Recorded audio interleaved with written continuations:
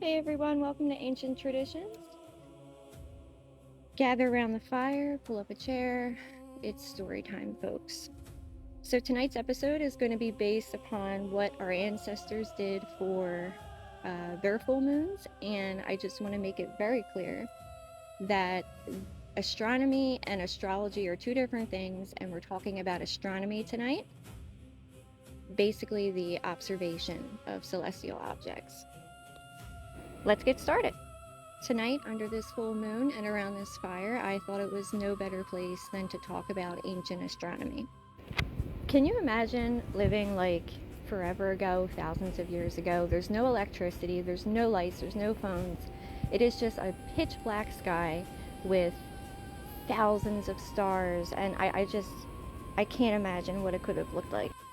I also want to point out that I think it is like so freaking cool that it is the same exact moon that we're looking at tonight that they looked at thousands of years ago. And let's remember that the moon is like 4 billion years old.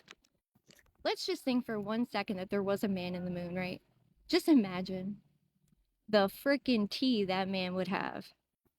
Anyway, so our ancestors, they used the moon to travel, to tell when the tides were happening, when important festivals would begin, or when important ceremonies needed to be held. Many harvesting communities, like many farming communities, they would farm by moonlight because it meant extra time out in the field. They traveled by moonlight. They told time by moonlight.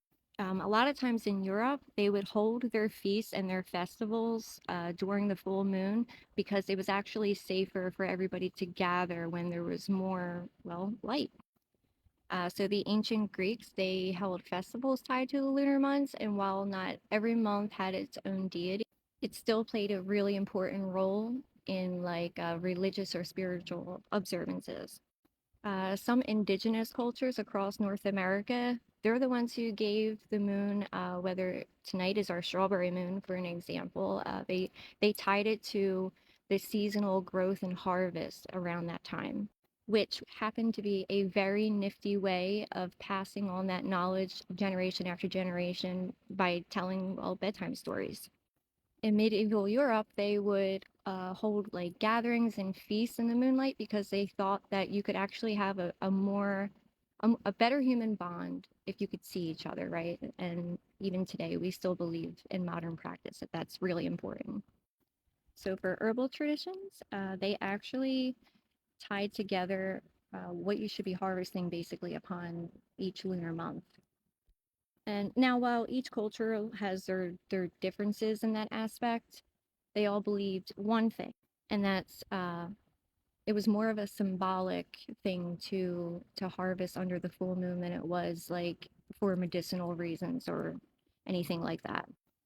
Let's get one thing straight, right? That every culture had their way of doing things. Everybody was doing something different.